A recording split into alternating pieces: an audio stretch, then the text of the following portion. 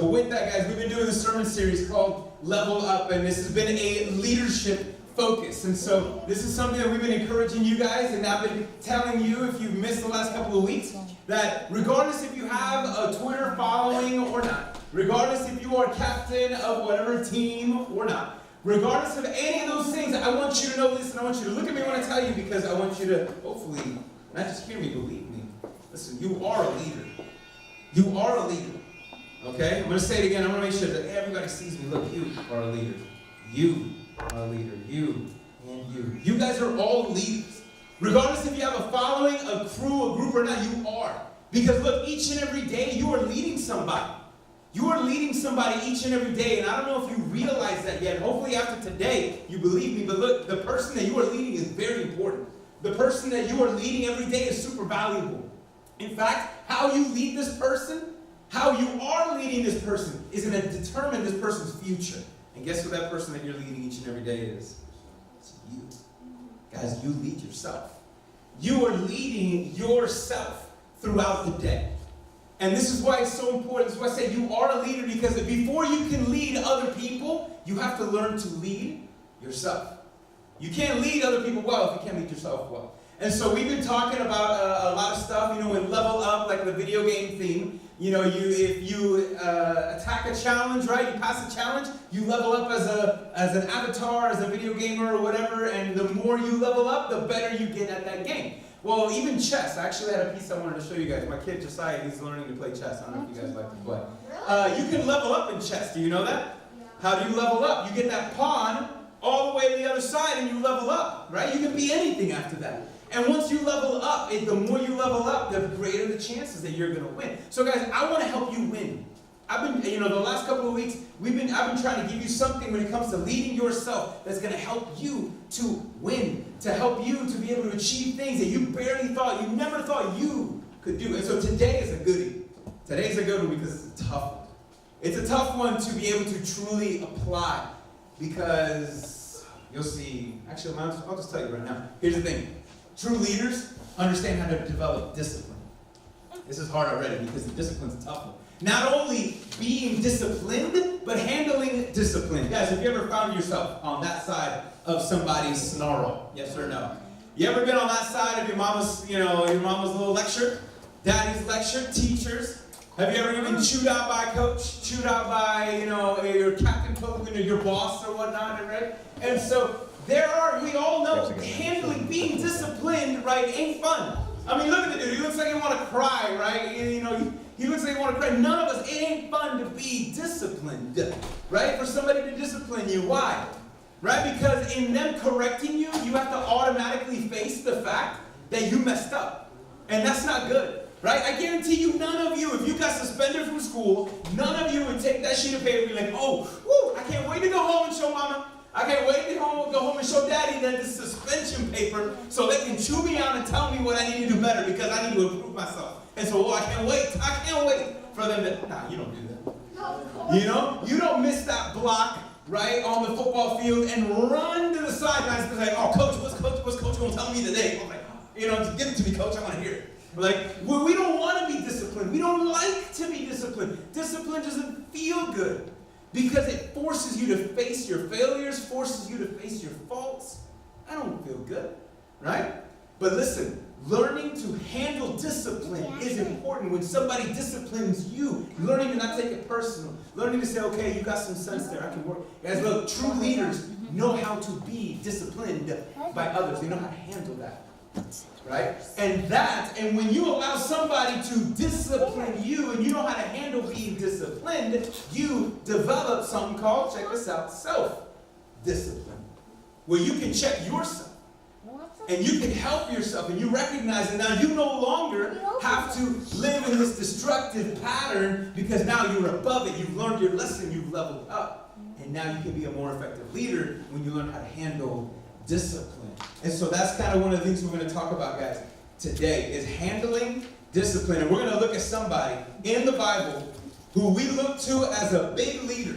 We look to somebody as like, yo, this person is a leader. This person's amazing. And this person, yes, it's true. But there's one area that this person failed in. And they failed in self-discipline. And you know who else? I'll give you one. I'll give you a quick little story. My mom. Some of you guys know my mom. You guys have seen over the last year, she's lost 40, 50 pounds. I don't know if y'all know this. Oh, yeah. My mom has lost almost 50 pounds. And here's the thing. It was around this time 3 years ago that she got the phone call from a doctor. And it was one of those, she hadn't been feeling good for years. And, she knew it like a typical Hispanic, nah, I'm going to go to the doctor for them to tell me something's wrong with me, so I'm not going to go to the doctor. So she put off going to the doctor, didn't go see him, knew she wasn't doing right by her, right? And being lazy, she knew she should do certain things better, but she never did, putting things off. But she started feeling worse and worse and worse. Eventually, she finally went to a doctor. And I was at her house when she got the phone call. Have you guys ever been on the other side of receiving phone call, one of those bad phone calls? Sir, and so I was there. I don't know what the doctor told her. I was kind of floating on the back. She was in the living room. I was kind of, I knew that she was talking to the doctor, so I just kind of floated around to see what was going down. She didn't say anything. She just kind of shook her head. And then when she hung up, she didn't say anything. She just had this, her body, said it all. Her body, she didn't say a word, but her body and her facial expression said this. I knew it. I should have taken care of myself, but I didn't. And now I got a problem. And now I got a big problem. I knew it. I knew I should have eaten better. I knew I should have done this. I knew I should have taken care of myself. And I did it. And now I got a situation. I knew it. I knew I should have done something about this. And now it might be too late. Thank God it wasn't. And so she's obviously been able to recoup. But you know what, I was there, and that phone call freaked me out. You know why it freaked me out? Because here she is, and she thought she had all the time in the world. I got time to get better. I got time to take care of myself. I got time. Boom. Time's running. And I panicked because I remember being 16 still. I remember being 13. I remember being 23. And at this kind of time in my life, when she got the phone call, I was 33. And I'm like, time is flying by faster than I can recognize. And this is what freaked me out. Because I didn't want to wake up one day and find out that I was going to live 10 less years because I'd wasted the last 10 years. Think about that. How would you feel if you got that phone call? I was like, you're going to live 10 less years because you wasted the last 10 years. That's 10 less years that I would have with my family. 10 less years that I have to serve God. 10 less years that I have to help people find Jesus. That freaked me out. So not only did, she got her act together, I got my act together, we all got our act together, right? I was 33 and I never did a push-up in my life. I couldn't do a real one. I did the wussy ones. I was bad form and everything. Now I can bust them out real good. And so here's the thing. I didn't have discipline. And it freaked me out because I saw what happened with my parents. I saw what happened with my mom. Lack of self-discipline was actually keeping her from serving God the way she wanted to. And I was like, I don't want that to be me. And so that's why I don't want you. I don't want that to be you.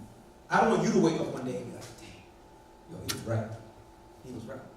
I've wasted the last X amount, and man, now I've wasted an opportunity. But now, I don't want that to be you. So we're going to look at a situation where King David, out of all the good that he did, there was one area, and the dude was a disciplined guy, but there was one area in his life that he wasn't disciplined. And look at me. Not only did this affect his life, this lack of discipline, because he couldn't lead himself in this area, this lack of discipline impacted many, many, many lives for the negative.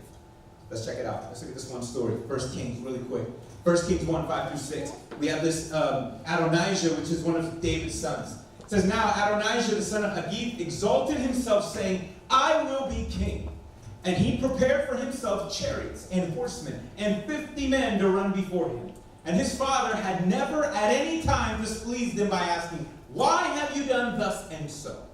So this is David's kid, guys. Now listen, I don't know if you know anything about David. David was an amazing worshiper, right? We still sing some of his songs. David was an amazing warrior, right? Taking out Goliath and all this other stuff. I mean, he was an amazing warrior, a great, really good king. He was all of these things. But you know what he was also? He was a bad dad. He wasn't a good dad. He wasn't a good dad. His family was a fat mess. First off, he had all these baby mamas, right? And number one right there is bad news right there, okay? He had all these side pieces and whatnot, and kids with all of them. And so now that just because of the Bible doesn't mean it was okay, because we saw it was a mess. And so maybe his busy schedule, maybe this and that, he couldn't be the dad that all of his kids needed. And so, there was some scenarios. I mean, there was one scenario, I can't say it the whole way because there's certain people in here that's too young. I can't say it this way. Okay, all right, so watch. So, you can read it. There was a scenario when one of David's sons, did something really messed up to one of his sisters, David's daughter.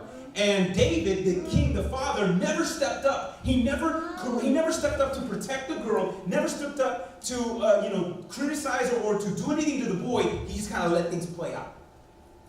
And so the brother of the sister was, it was all messed up. The brother of that sister, the half-brother of the other dude, his name was Absalom. He was like, not only was he so furious about the fact that his dad didn't back up his sister, Absalom said, you know what, Dad? Forget you. I can be a better king than you. And he actually tried to take the kingdom by force, and he did. He actually did. And then did some really messed up stuff to all of David's other wives. Read the story, okay? And so it was a whole mess, crazy nonsense. Why? Because David never disciplined his kids. David never disciplined his kids. And then here we have Adonijah, another son. The Bible says, guys, that Adonijah, see, at this time, King Solomon was supposed to be the king, okay? And King David was about to die. And Solomon was to be king, but Adonijah was like, you know what, little brother? I'm the older one. I want to be king. That's what I want to do. I want to be king. So forget you, Daddy, forget you. I want to be king. And so he tried to take the kingdom himself. And forget what David wanted. And so that's what this scenario is. He wanted to be king. In fact, there's another portion that says that Adonijah was very good looking. So here, the Bible says that David never told his son no. He never told Adonijah no. When it says he never said anything to displease him, you know what that means? He didn't say anything to say, hey, buddy, why are you doing that? He never criticized him. He never disciplined him. He didn't want to bother. He didn't want his son to feel bad. I guarantee you, David never told Adonijah no. And the fact that he was very good looking, maybe Adonijah was this guy who there was no girl who ever told him no. So here's Adonijah, and no one ever told him no. He thought he was just dripping so much sauce, he could do whatever he wanted. That was Adonijah. That's what he thought. That's what he wanted. That's what he was going to do. He said, forget, I want to be king. I can be king. And here's the thing. Adonijah had no self-discipline. Why? Because he was never disciplined. David never asked the question, why? Some of y'all know there's a running joke between me and my kids. Every time I correct my kids, what's the first thing out of my mouth? Those of you that know, what is it? Why? Why? Every time. Those of you who hang around me long enough, listen to me. When I correct my kids, the first word I say is, why? If y'all ever hanging out at my house, some people do, and they're supposed to be asleep. And then and so what do we do? They're talking and sitting, so we'll go in and just boom, just bust the door open, and the first thing I'll tell them is what? Why? Why? Why are you talking? Do you know? I'll tell them, do you know that it was like, if you talk, do you know you get in trouble? Yes. Then why are you talking? I don't know. Every time. The other one, Michael, you were there. Josue, my oldest, he was on a rocking chair. And me and Michael were just hanging out talking. And Josue starts to rock in the rocking chair with his stomach on the back of the rocking chair. So he's just,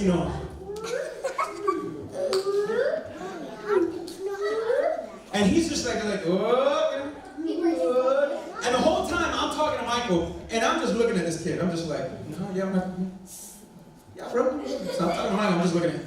We're talking, and on one of those, Josue's smile, and it goes, boom, and just face plants right in front of both of us on the concrete. Michael goes and looks up at me because I'm just. Nah, you had enough time to catch him. I could have caught him. Yeah, he was like, I totally could have caught him. He was right there, and I'm like, yeah. There it goes. And then Michael looks at me like, are you going to do anything? And I go down and say, why? Why did you rock on that chair backwards? Why? I don't know. I was like, I don't know. So I always tell them why for a reason. Because I want them to think. Why are you doing that? Why? I want them to start to learn to process stuff. Like, wait, should I not? Why do I ask them why? In hopes that they develop discipline. You see that? Self-discipline. Check it out, guys. David never asked Adonijah, buddy, why did you do that? Why did you do that? Why are you thinking like that? Why did you behave like that? Why did you do, David, buddy, why? We don't know why he did it. We don't know why David never did that. Maybe it was hard for David because to discipline his kids, maybe forced him to recognize his failure as a father. I don't know. Because, even like, wow, you're a mess because maybe it's my fault, but I don't know. We know that David never disciplined his kids. And you know what? There's actually this psychological term. Check this out, guys. It's called willful blindness. Look, this is you. Okay? I want you to notice what you look like. You and I are blind to ourselves. Okay? You and I are blind to ourselves. You know what willful blindness is? Let me tell you what willful blindness is. You know what? You've been doing it this whole time. Even without you realizing. Check it out. This is what willful blindness is. Your brain, as powerful and as amazing and as remarkable as your brain is, literally doctors today, we still aren't figuring out the capacity of the brain. We cannot duplicate what the brain is. It's amazing. It is the most beautiful and most complex machine in computer in the world. That's the human brain. Now listen closely. Because even how powerful the brain is, the brain can only process a certain amount of data at any given time. Your brain can only process certain things. So your brain automatically, you are doing it right now, you are filtering in certain things and filtering out others. I know you can't listen and grab and remember every word I'm saying. I understand that. But and so you're filtering in, okay, ooh, that was nice, I'm gonna keep that. Okay, ooh, that was good. You're doing that. We do that even if you realize it or not. But here's the crazy part. Naturally, your brain will allow things in your mind that make you feel good about yourself, and it will automatically filter out the things that make you feel bad about yourself. Meaning, this is why it is so easy to become blind to our own sin. The last person to find out and to recognize that you are a sinner is you. Everybody else can see it a mile away. You will be the last person to recognize that fault or that mistake. It's because of this willful blindness. We don't want to confront that. It's hard. Even if we don't like to be disciplined, so we don't want to face anything that's going to make us feel bad. So we don't know why David didn't discipline his kid. I think maybe it's had a little bit to do with this. Maybe he didn't want to force himself to face his failures as a father. I don't know. But listen, you cannot be an effective leader if you don't have people speaking into your life, to calling out any destructive patterns, but people who, listen guys, love you. Because you're always going to have people to criticize you. You're always going to have people in your ear telling you this and that and whatnot, but when you have somebody who loves you, and when they speak into your life, if they catch any destructive patterns, if they'll speak in you because they want what's best for you. And you know what the number one voice you need? Because listen to me, you are all blind in this way, so am I. We all need this. We all need the voice of our heavenly Father to discipline us. Look at Hebrews, guys. Look at this verse in Hebrews. Book of Hebrews says in chapter 12, verse 5 and 11, have you forgotten the exhortation that addresses you as sons? My son, do not, this is God, have you forgotten what God has said? Meaning, look, my son, do not regard lightly, meaning, hey, don't pass over, don't ignore, don't think it's not a big deal, the discipline of the Lord. Don't regard lightly the discipline of the Lord, nor be weary when reproved by him. Like, just hang in there. I know it doesn't feel good, but don't grow weary. For the Lord, watch this, guys, this is the good part. He disciplines those what? Those that he loves.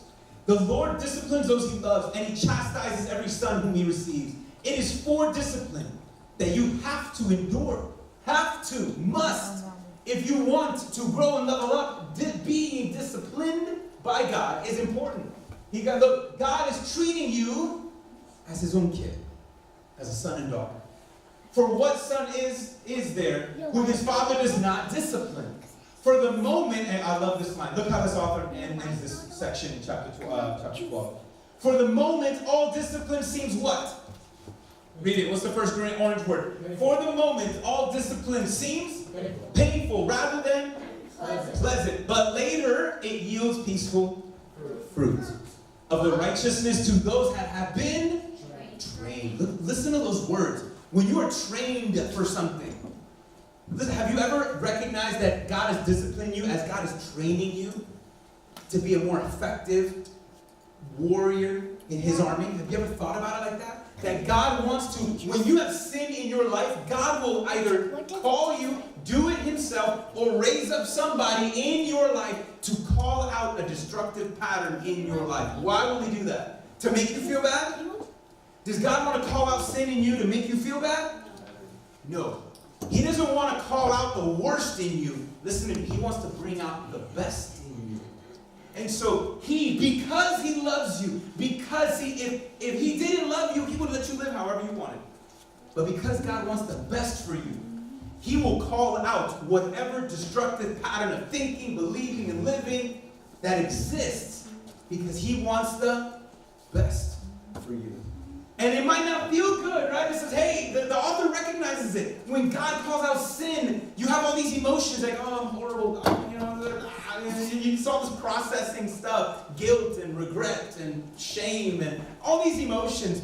Well, He's saying, look, endure those things. Endure. You must endure those emotions because they might not feel pleasant. It's going to be painful for a moment, guys. Listen to that. Just for a moment. But if you endure it, you recognize that His love, He's not, disciplining you out of frustration. And maybe you have that experience. Maybe you've had a mom and a dad, a boss or somebody, and they discipline you out of anger, out of frustration. They were just angry with you, so whatever. There was no love there, maybe. I got that. But listen, God, every time He does it 100% in love. Each and every time. He does it 100% in love. He wants to bring out, listen guys, the best in you. And so here's the bottom line I'm going to change the voice right now. Because when you say you need voices in you to call out destructive patterns, we're going to change the voice in a minute. You can hear somebody else's voice for 1 minute and 16 seconds. But here's the bottom line. Leaders develop discipline because they value the results that come from the routine. Got that? Leaders develop discipline because they value the results that come from the routine. Even a simple routine like making your bed. Listen to this voice for the next minute, 16 seconds. To me, basic SEAL training was a lifetime of challenges crammed into 6 months. So here are the 10 lessons I learned from basic SEAL training that hopefully will be of value to you as you move forward in life. Every morning in SEAL training, my instructors, who at the time were all Vietnam veterans, would show up in my barracks room, and the first thing they'd do was inspect my bed. If you did it right, the corners would be square, the covers would be pulled tight, the pillows centered just under the headboard, and the extra blanket folded neatly at the foot of the rack. It was a simple task, mundane at best, but every morning we were required to make our bed to perfection. It seemed a little ridiculous at the time, particularly in light of the fact that we were aspiring to be real warriors, tough, battle-hardened SEALs. But the wisdom of this simple act has been proven to me many times over. If you make your bed every morning, you will have accomplished the first task of the day. It will give you a small sense of pride, and it will encourage you to do another task, and another, and another. And by the end of the day, that one task completed will have turned into many tasks completed. Making your bed will also reinforce the fact that the little things in life matter. If you can't do the little things right, you'll never be able to do the big things right. And if by chance you have a miserable day, you will come home to a bed that is made. That you made. And a made bed gives you encouragement that tomorrow will be better. So if you want to change the world, start off by making your bed. So do you want to change the world? Make your bed. Now you can see that, guys, which is again, the bottom line was this. The bottom line was leaders develop discipline. Why? Listen, leaders develop discipline. Why? Because they value the results that come from the routines. Like even a simple routine like making your bed, you can see that it matters. If you can't do the little things right, you're not going to do the big things. If you tend to be the person who will put off the little things, you will put off the big things. And before you know it, you might be getting a phone call like my mom got. And maybe you won't get a second chance. Maybe it might be too late. So leaders learn to develop discipline because they value the results that are in the routine. Even if the routine is annoying, even if the routine is mundane, like I said, even if it just seems so simple, like this doesn't matter. But it does. And guys, there's so many routines that you can develop. You know, a lot of you guys develop a routine of coming every Wednesday. That's a routine. Why do you come to this routine? Because you value the results that come from this routine. Right? There's so many routines that you may do. But you got to make sure, and that's one thing I'm going to challenge you to do as a reminder. Every day you wake up, you have an option to make your bed. I'm going to challenge you, hey, every morning make your bed. Let that be a reminder. When you leave your bed unmade, let that be a reminder of, all right, being leaders develop discipline because they see the results in the routine. And so I'm going to challenge you starting tomorrow. Challenge, for real, make your bed. Listen, I got an excuse. Sometimes I can't make my bed because Alicia's still in my bed. Okay, so I can't make it while she's still sleeping. So whatever, I give an excuse. I got to pass. You can have a pass when you get married. But listen, make your bed. That's a routine. But you know what? Let me give you another routine. You know what Jesus gave us a routine? Let me read this. We're going to wrap up. Check out this routine. Luke 9:23. Jesus said, if you want to follow me, deny yourself and pick up your cross and follow me daily. You want a routine? Jesus says, that simple routine, deny yourself. And what is to deny yourself? To develop discipline. To deny yourself is to develop discipline and pick up your cross and follow me. Listen, guys, do you know why you can pick up your cross? You know why you can pick up your cross? Because Jesus first picked up his. Do you know how I know you can develop discipline in your life? Because Jesus was disciplined. Listen to this. Jesus was so disciplined that he never sinned once. Think about that. Jesus was so self-disciplined. He never made one mistake. Jesus never had an oops and he never had that. Jesus never had an oops moment. That's crazy. He was so self-disciplined, he never sinned. But this is the more amazing part. Though he never sinned, God the Father disciplined Jesus for our sins. You hear that? He was the most self-disciplined person who ever lived. Yet, God the Father disciplined his one and only Son for sins that he never committed. He did it for us. And Jesus, because Jesus picked up his cross and died for us. Listen, guys, because of discipline, now you and I can pick up our cross and live for him. Because of what he first did. Everything that we do from here on out, why should we develop discipline? Why should we see value in the results that come from the routines? Why? Because everything ought to be a response to that amazing act of love. We just sang it. Jesus made a way where there was no way. How? Because he was disciplined until death. Do you guys know that Jesus at any moment could have popped off that cross? He could have popped off that cross. But Jesus had so much self-discipline that while he was being disciplined, he maintained discipline all the way until he died. And because he died, now we can live. Because he did and first picked up his cross, now you and I can pick up our cross. And so guys, I want you to understand. I want you to wake up in the morning. I want you to make your bed as a reminder of doing the simple things matter. The small things matter. But let me give you one other routine. Do these two things, and I believe it's going to make a big difference in your life. You're going to level up like you've never leveled up before if you do these two things every single day. You ready? You make your bed every day. You make time for God every day. Those two things. You do those two things. Make your bed every day. Make time for God every day. Because of the fact that he made a way where there was no way. So now you go out of your way to make time to spend with this amazing God who invites you on an adventure that you can't find anywhere else. You listen, you do that. You make your bed, Nate Steele said it. You make your bed, you'll change the world. You make time for God every day, he'll change your world. But it's up to you. It's up to you. He is waiting. He's calling you and inviting you. Guys, look, you can't lead yourself until the Lord first leads you. He needs to be your leader. When you make that choice, when you allow Jesus to lead you, you follow him. Everything else, he handles everything.